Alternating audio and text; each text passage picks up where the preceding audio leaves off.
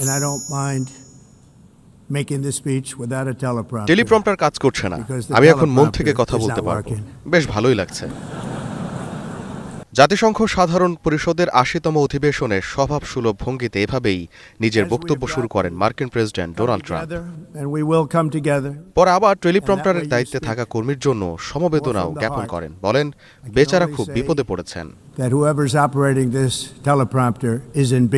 New ইয়র্কে জাতিসংঘ সদর দপ্তরে এবারের অধিবেশনের প্রথম দিনেই যেন সব আলো কেড়ে নিলেন ট্রাম্প। ভাষণের শুরুতেই খোদ জাতিসংঘেরই সমালোচনায় মুখর হন বিশ্বের প্রভাবশালী দেশ যুক্তরাষ্ট্রের এই প্রেসিডেন্ট।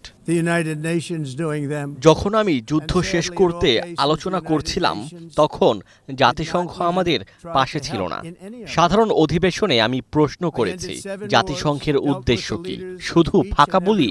আসলে কথা কখনো যুদ্ধ থামাতে পারে না।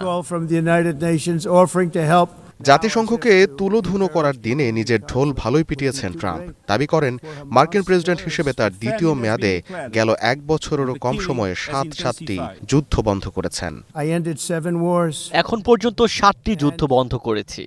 Cambodia, Thailand, Kosovo, Serbia, Pakistan, Bharat, Iran, Israel, মিশর, ইথিওপিয়া, আর্মেনিয়া, আজারবাইজান, কঙ্গো ও রুয়ান্ডার ভয়ানক যুদ্ধও আমি থামিয়েছি।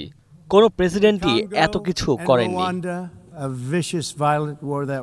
যুক্তরাষ্ট্রের স্থানীয় সময় সকালে ৮০তম সাধারণ অধিবেশন শুরু হয়। উদ্বোধনী বক্তব্য দেন মহাসচিব Antonio Guterres. Gaza, Sudan, Ukraine যুদ্ধের পাশাপাশি মিয়ানমারে চলমান অস্থিতিশীলতা নিয়ে উদ্বেগ প্রকাশ করে শান্তি প্রতিষ্ঠায় সবাইকে এগিয়ে আসার আহ্বান জানান।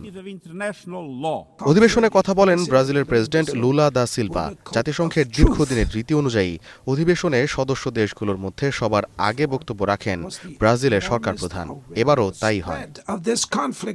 এর আগে জাতিসংঘের ৮০তম সাধারণ অধিবেশনে যোগ দেন বাংলাদেশের অন্তর্বর্তীকালীন সরকারের প্রধান উপদেষ্টা অধ্যাপক মোহাম্মদ ইউনুস। এ সময় তার সঙ্গে ছিলেন বিভিন্ন মন্ত্রণালয়ের উপদেষ্টা ও প্রেস উইংয়ের সদস্যরা।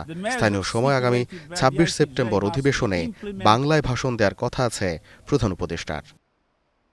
গোলাম কিবরিয়া, স্টার নিউজ।